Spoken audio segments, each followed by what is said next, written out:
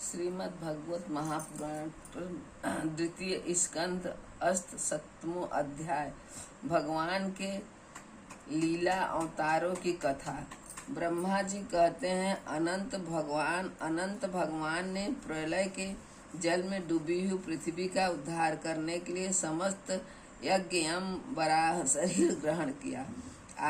आदि दैत्य हिरण्याक्ष जल के अंदर ही लड़ने के लिए उनके सामने आया। जैसे इंद्र ने अपने वज्र से पर्वतों के पंख काट डाले थे, वैसे ही वराह भगवान ने अपनी दाढ़ों से उसके टुकड़े टुकड़े कर दिए। फिर उन्हीं प्रभु ने रुचि नामक प्रजापति की पत्नी आकृति के गर्भ से सुयज्ञ के रूप में अवतार ग्रहण किया। उस अवतार में उन्होंने दक्षिणा नाम की पत्नी से स्वयं नाम के देवताओं को उत्पन्न किया और तीनों लोकों के बड़े बड़े संकट हर लिए। इसी से स्वयंभू मनु ने उन्हें हरि के नाम से पुकारा। नारद कदर्म प्रजापति के घर देवहूति के गर्भ से 9 महीनों के साथ भगवान ने कपिल के रूप में अवतार ग्रहण किया। उन्होंने अपनी माता को उस आत्मज्ञान का उपदेश किया जिससे वे इसी जन्म में अपने हृदय के संपूर्ण मल, तीनों गुणों की आसक्ति का सारा कीचड़ धोकर कपिल भगवान के वास्तविक स्वरूप को प्राप्त हो गई। महर्षि अत्रि भगवान को पुत्र रूप में प्राप्त करना चाहते थे। उन पर प्रसन्न होकर भगवान ने उनसे एक दिन कहा कि मैंने अपने आप को तुम्हें दे दिया। इसी से अवतार लेने पर भगवान का नाम दत्तात्रेय पड़ा। उनके चरण कमलों के पराग से अपने शरीर को पवित्र करके राजा यदु और सहस्त्रार्जुन याद ने योग की भोग और मोक्ष दोनों ही सिद्धियां प्राप्त की। नारद सृष्टि के प्रारंभ में मैंने विविध लोगों को रचने की इच्छा से तपस्या की। मेरे उस अखंड तप से प्रसन्न होकर उन्होंने तप अर्थ वाले सन नाम से युक्त होकर सनक, सनंदन, सनातन और सनत कुमार के रूप में अवतार ग्रहण किया। इस अवतार में उन्होंने प्रलय के कारण पहले कल्प के भूले हुए आत्मज्ञान का ऋषियों के प्रति यथावत उपदेश किया, जिससे उन लोगों ने तत्काल परम तत्व का अपने हृदय में साक्षात कर लिया। धर्म की पत्नी दक्ष कन्या मूर्ति के गर्भ से वे नर नारायण के रूप में प्रकट हुई। उनकी तपस्या का प्रभाव उन्हीं के जैसा है। इंद्र की भेजी हुई काम की सेना अप्सराएं उनके सामने जाते ही अपना स्वभाव खो बैठी। वे अपने हाव भाव से उन आत्मस्वरूप भगवान की तपस्या में विघ्न नहीं डाल सके। नारद शंकर आदि महानुभाव अपनी रोष भरी दृष्टि से कामदेव को जला देते हैं, परंतु अपने आप को जलाने वाले असहा क्रोध को वे नहीं जला पाते। वही क्रोध नर नारायण के निर्मल हृदय में प्रवेश करने के पहले ही डर के मारे कांप जाता है। फिर भला उनके हृदय में काम का प्रवेश तो हो ही कैसे सकता है।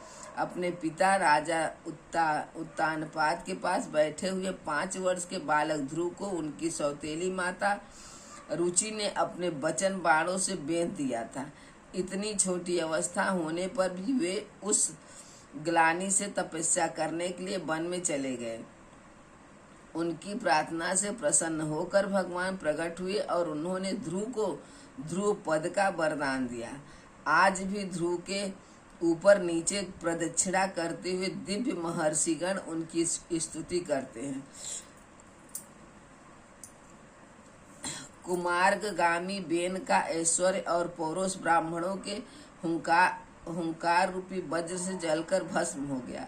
वह नरक में गिरने लगा। ऋषियों की प्रार्थना पर भगवान ने उसके शरीर मंथन से पृथक के रूप में अवतार धारण कर उसे नरकों से उबारा और इस प्रकार पुत्र शब्द को चरितार्थ किया। उसी अवतार में पृथ्वी को गाय बनाकर उन्होंने उससे जगत के लिए समस्त औषधियों का दोहन किया। राजा नाभि की पत्नी सुदेवी के गर्भ से भगवान ने ऋषभ देव के रूप में जन्म लिया। इस अवतार में समस्त आसक्तियों से रहित रहकर अपनी इंद्रियों और मन को अत्यंत शांत करके एवं अपने स्वरूप में स्थित होकर समदर्शी के रूप में उन्होंने जड़ों की भांति वेग चर्चा या आचरण किया। इस स्थिति को महर्षि लोग परमहंस पद अथवा अवधूताचार्य कहते हैं। इसके बाद स्वयं उन्हीं यज्ञ पुरुष ने मेरे यज्ञ में स्वर्ण के समान कांति वाले हयग्रीव के रूप में अवतार ग्रहण किया। भगवान का वह विग्रह वेदमय, यज्ञमय और सर्वदेवमय है। उन्हीं की नासिका से श्वास के रूप में वेदमाणी प्रकट हुई। चाक्षु मनवंतर के अंत में भावी मनु सत्यव्रत के मत्स्य रूप में भगवान को प्राप्त किया था। उस समय पृथ्वी रूप नौका के आश्रय होने के कारण वे ही समस्त जीवों के आश्रय बने। प्रलय के उस भयंकर जल में मेरे मुख से घिरे हुए वेदों को लेकर वे उसी में विहार करते रहे। जब मुख्य देवता और दानव अमृत की प्राप्ति के लिए क्षीर सागर को मथ रहे थे, तब भगवान ने कच्छप के रूप में अपनी पीठ पर मंदराचल धारण किया। उस समय पर्वत के घूमने के कारण उसकी रगड़ से उनकी पीठ की खुजलाहट थोड़ी मिट गई, जिससे वे कुछ क्षणों तक सुख की नींद सो सके। देवताओं का महान भय मिटाने के लिए उन्होंने नरसिंह रूप का धारण किया। फड़कती हुई भौहें और तीखी दाढ़ों से उनका मुख बड़ा भयावना लगता था। हिरण्याकश्यप उन्हें देखते ही हाथ में गदा लेकर उन पर टूट पड़ा। इस प्रकार भगवान नरसिंह ने दूसरे ही उसे पकड़कर अपनी जांघों पर डाल दिया और उसके छटपटाते रहने पर भी अपने नखों से उसका पेट फाड़ डाला। बड़े भारी सरोवर में महाबली ग्राह ने गजेंद्र का पैर पकड़ लिया। जब बहुत थककर वह घबरा गया, तब उसने अपनी सूंड में कमल लेकर भगवान को पुकारा, हे आदि पुरुष, हे समस्त लोकों के स्वामी, हे श्रवण मात्र से कल्याण करने वाले। उसकी पुकार सुनकर अनंत शक्ति भगवान चक्रमणि गरुड़ की पीठ पर चढ़कर वहां आए और अपने चक्र से उन्होंने ग्राहक का मस्तक उखाड़ डाला। इस प्रकार कृपा परवश भगवान ने अपने शरणागत गजेंद्र की सूंड पकड़कर उस विपत्ति से उसका उद्धार किया। भगवान वामन अदिति के पुत्रों में सबसे छोटे थे, परंतु गुणों की दृष्टि से वे सबसे बड़े थे, क्योंकि यज्ञ पुरुष भगवान ने इस अवतार में बलि के संकल्प छोड़ते ही संपूर्ण लोकों को अपने चरणों में ही नाप लिया था। वामन बनकर उन्होंने 3 पग पृथ्वी के बहाने बलि से सारी पृथ्वी ली, परंतु इससे यह बात सिद्ध कर दी कि सन्मार्ग पर चलने वाले पुरुषों को याचना के सिवा और किसी उपाय से समर्थ पुरुष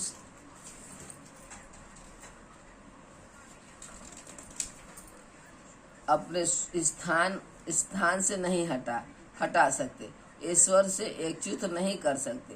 दैत्यराज बलि ने अपने सिर पर स्वयं वामन भगवान का शरणामृत धारण किया था। ऐसी स्थितियों में उन्हें जो देवताओं के राजा इंद्र की पदवी मिली, इससे कोई बलि का पुरुषार्थ नहीं था।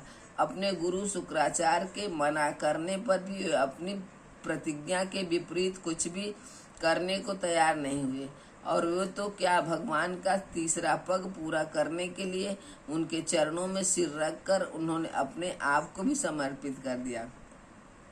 नारद, तुम्हारे अत्यंत प्रेम भाव से परम प्रश्न होकर हंस के रूप में भगवान ने तुम्हें वेग ज्ञान और आत्म तत्व को प्रकाशित करने वाले भागवत धर्म का उपदेश किया। वह केवल भगवान के शरणागत भक्तों को ही सुगमता से प्राप्त होता है। वे ही भगवान स्वयंभू आदि मनवंतरों में मनु के रूप में अवतार लेकर मनुवंशी की रक्षा करते हुए दसों दिशाओं में अपने सुदर्शन चक्र के समान तेज से बेरों के टोक निष्कष्ट राज्य करते हैं। तीनों लोकों के ऊपर सत्य लोक उनके चरित्रों की कमनीय कीर्ति फैल जाती है और उसी रूप में वे समय समय पर पृथ्वी के भारभूत दुष्ट राजाओं का दमन भी करते हैं। स्वनामध्य भगवान धन्वंतरी अपने नाम से ही बड़े बड़े रोगों के रोग तत्काल नष्ट कर देते हैं। उन्होंने अमृत पिलाकर देवताओं को अमर कर दिया और दैत्यों के द्वारा हरण किए हुए उनके यज्ञ भाग उन्हें फिर से दिला दिए। उन्होंने ही अवतार लेकर संसार में आयुर्वेद का परिवर्तन किया। जब संसार में ब्राह्मण द्रोही आर्य मर्यादा का उल्लंघन करने वाले नारकीय क्षत्रिय अपने नाश के लिए ही देव बस बढ़ जाते हैं और पृथ्वी के कांटे बन जाते हैं, तब भगवान महापराक्रमी परशुराम के रूप में अवतरण होकर अपनी तीखी धार वाले फरसे से 21 बार उनका संहार करते हैं। मायापति भगवान हम पर अनुग्रह करने के लिए अपनी कलाओं भरत, शत्रुघ्न और लक्ष्मण के साथ श्री राम के रूप में इक्ष्वाकुंस के वंश में अवतीर्ण होते हैं। इस अवतार में अपने पिता की आज्ञा का पालन करने के लिए अपनी पत्नी और भाई के साथ वे वन में निवास करते हैं। उसी समय उनसे विरोध करके रावण उनके हाथों मरता है। त्रिपुर विमान को जलाने के लिए उद्धत शंकर के समान जिस समय भगवान राम शत्रु की नगरी लंका को भस्म करने के लिए समुद्र तट पर पहुंचते हैं, उस समय सीता के वियोग के कारण बड़ी हुई क्रोधाग्नि से उनकी आंखें इतनी लाल हो गई है कि उनकी दृष्टि से ही समुद्र के मगरमच्छ, सांप और ग्राह आदि जीव जलने लगते हैं और भय से थर थर कांपता हुआ समुद्र झटपट उन्हें मार्ग दे देता है। जब रावण की कठोर छाती से टकराकर इंद्र के वाहन ऐरावत के दांत चूर चूर होकर चारों ओर फैल गए जिससे दिशाएं सफेद हो गई थी, तब दिग्विजयी रावण घमंड से फूलकर हंसने लगा था। वही रावण जब श्री रामचंद्र जी की पत्नी सीता को चुरा कर ले जाता है, लड़ाई के मैदान में उनसे लड़ने के लिए गर्वपूर्वक आता है, तब भगवान श्री राम के धनुष की टंकार से उसका वह घमंड प्राणों के साथ तत्क्षण विलीन हो जाता है। जिस समय शुंड के शुंड दैत्य पृथ्वी को रौंद डालेंगे, उस समय उसका भार उतारने के लिए भगवान अपने सफेद और काले केस से बलराम और श्री कृष्ण के रूप में अवतार ग्रहण करेंगे। वे अपनी महिमा को प्रकट करने वाले इससे अद्भुत चरित्र करेंगे कि संसार के मनुष्य उनकी लीलाओं का रहस्य बिल्कुल नहीं समझ सकेंगे।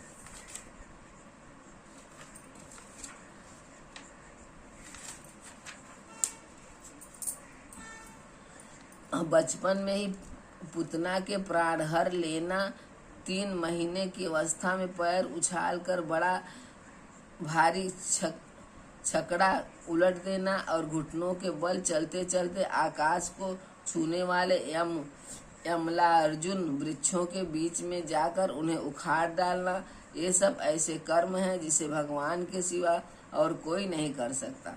जब काली नाग के विष से दूषित हुआ यमुना जल पीकर बछड़े और गोप बालक मर जाएंगे, तब वे अपनी सुधामयी कृपा दृष्टि की वर्षा से उन्हें जीवित कर देंगे और यमुना जल को शुद्ध करने के लिए वे उसमें विहार करेंगे तथा विश्व की शक्ति से जीव लपलपाते हुए काली नाग को वहां से निकाल देंगे। उसी दिन रात को जब सब लोग वहीं यमुना तट पर सो जाएंगे और दावागिन से आसपास का मुंज का वन चारों ओर से जलने लगेगा, तब बलराम जी के साथ वे प्राण संकट में पड़े हुए वज्रवासियों की उनकी आंखें बंद कराकर उस अग्नि से बचा लेंगे। उनकी यह लीला भी अलौकिक होगी। उनकी शक्ति वास्तव में अचिंत्य है। उनकी माता उन्हें बांधने के लिए जो जो रस्सी लाएंगी वही उनके कदर में पूरी नहीं पड़ेगी, 2 अंगुल छोटी ही रह जाएगी। तथा जंघाई लेते समय श्री कृष्ण के मुख में 14वां भुवन देखकर पहले तो यशोदा भयभीत हो जाएगी, परंतु फिर वो संभल जाएगी। वे नंद बाबा को अजगर के भय से और वरुण के पास से छुड़ाएंगे। मैं दानव का पुत्र यमो व्योमासुर और गोप बालकों को पहाड़ की गुफाओं में बंद कर तब वे उन्हें भी वहां से बचा लाएंगे। गोकुल के लोगों को जो दिन भर तो काम धंधों में व्याकुल रहते हैं और रात को अत्यंत थक कर सो जाते हैं, सावधानहीन होने पर भी वे अपने परम धाम में ले जाएंगे। निष्पाप नारद जब श्री कृष्ण की सलाह से गोपलोक इंद्र का यज्ञ बंद कर देंगे, तब इंद्र वज्रभूमि का नाश करने के लिए चारों ओर से मूसलाधार बारिश वर्षा करने लगेंगे। उससे उनकी तथा उनके वसुओं की रक्षा करने के लिए भगवान कृपा परवश हो 7 वर्षों की अवस्था में 7 दिनों तक गोवर्धन पर्वत को एक ही हाथ से छत्र पुष्प कुकुर मुत्ते की तरह खेल खेल में ही धारण किए रहेंगे।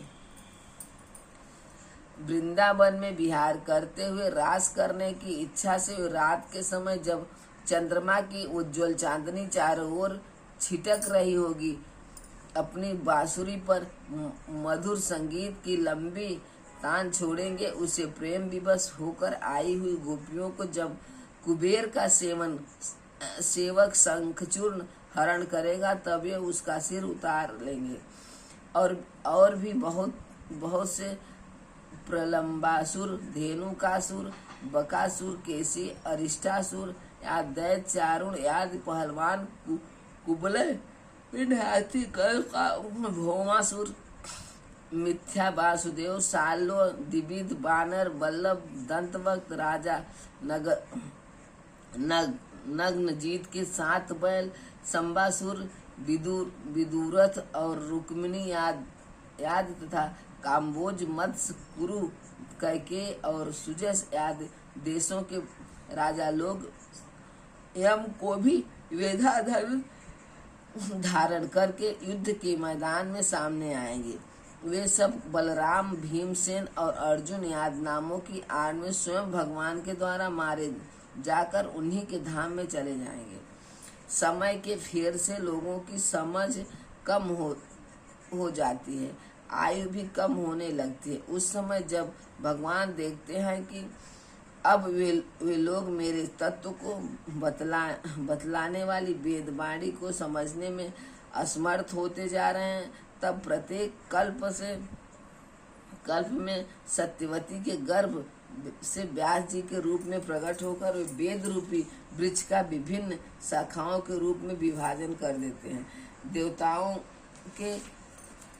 देवताओं के शत्रु दैत्य लोग भी वेद मार्ग का सहारा लेकर मैं दानव के बनाए हुए अदृश्य वेग वाले नगरों में रहकर लोगों का सत्यानाश करने लगे। तब भगवान लोगों की वृद्धि में मोह और अत्यंत लोभ उत्पन्न करने वाला भेद करके बुद्ध के रूप में बहुत से उपधर्मों का उपदेश करेंगे। कलयुग के अंत में जब सत्य पुरुषों के घर भी भगवान की कथा होने में बाधा पड़ने लगेगी, ब्राह्मण, क्षत्रिय तथा वैश्य, पाखंडी और शूद्र राजा हो जाएंगे।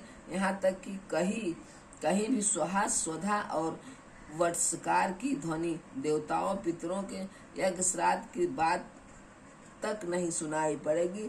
तब कलयुग का शासन करने के लिए भगवान कली के अवतार ग्रहण करेंगे।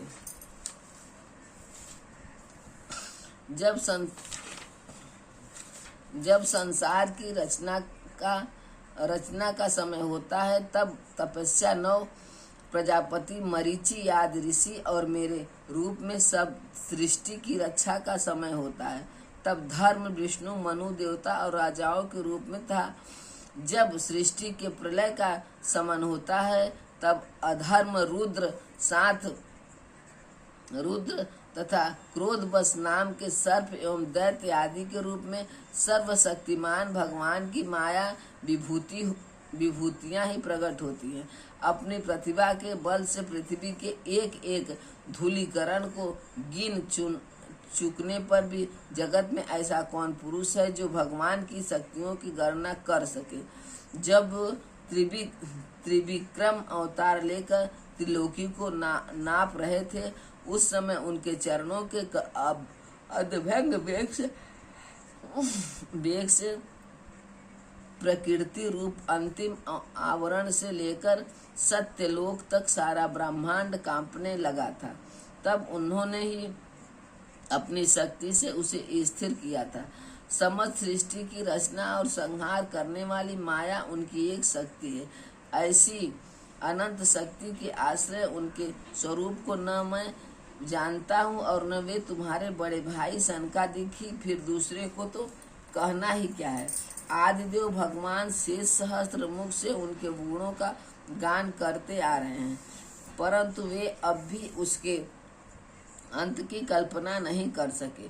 जो निकष्ट पट भाव से अपना सर्वस्व और अपने आप को भी उनके चरण कमलों में निछावर कर देते हैं, उन पर वे अनंत भगवान स्वयं ही अपनी ओर से दया करते हैं और उनकी दया के पात्र ही उनकी दुस्तर माया का स्वरूप जानते हैं और उसके पार जा पाते हैं। वास्तव में ऐसे पुरुष के कुत्ते और सियारों के कलेवा रूप अपने और पुत्रादि के शरीर से यह मैं हूँ और यह मेरा है ऐसा भाव नहीं करते। प्यारे नारद, परम पुरुष की उस वेग माया को मैं जानता हूँ तथा तुम लोग भगवान शंकर, दैत्यकुल, भूषण, प्रहलाद, शतरूपा, मनुपुत्र, प्रियव्रत आदि प्राचीन बही, ऋतु और ध्रुव भी जानते हैं। इनके सिवा इक्ष्वाकु, पूर्वा, मुचकंद, जनक, गांधी, रघु, अंबिर, सगर, गय, यतायती आदि तथा मांधदाता, अलकर, सत्यध्वना, अनु, रतिदेव, भीष्म, बलि, अमृत्र, दिलीप, सौभर, उत्तक, शिवी, देवल, पिपलाद, सारस्वत, उद्धव, पराशर, भूरिभेष एवं विभीषण, हनुमान, सुखदेव, अर्जुन, आश्चर्य, विदुर और श्रुतिदेव आदि महात्मा भी जानते हैं, जिन्हें भगवान के प्रेमी भक्तों का सा स्वभाव बनाने की शिक्षा मिली है।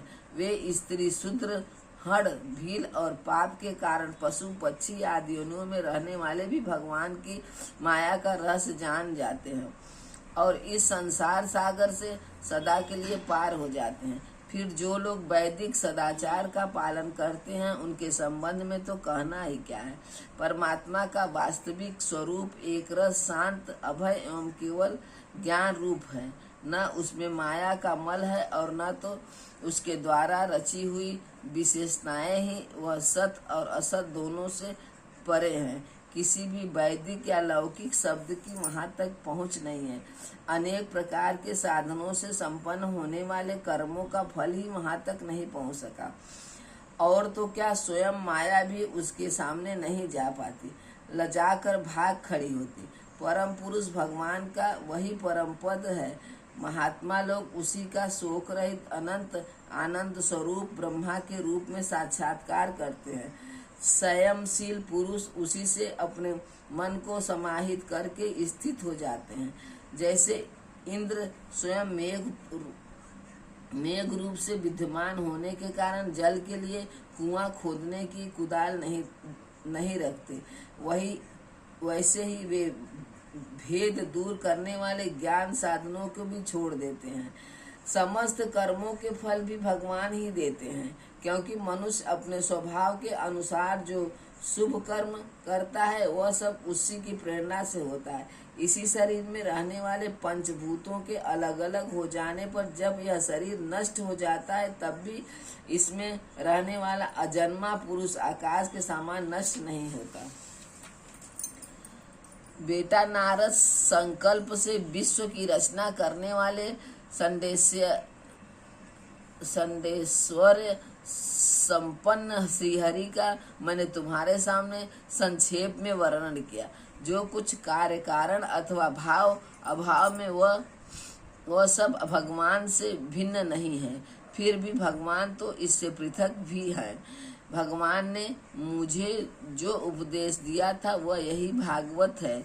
इसमें भगवान की विभूतियों का संक्षिप्त वर्णन है। तुम इसका विस्तार करो। जिस प्रकार सबके आश्रय और सर्वस्वरूप भगवान श्री हरि में लोगों की प्रेममयी भक्ति हो, ऐसा निश्चय करके इसका वर्णन करो। जो पुरुष भगवान की अचिंत्य शक्ति माया का वर्णन या दूसरे द्वारा किए हुए वर्णन का अनुमोदन करते हैं अथवा श्रद्धा के साथ नित्य श्रवण करते हैं, उनका चित्त माया से कभी मोहित नहीं होता।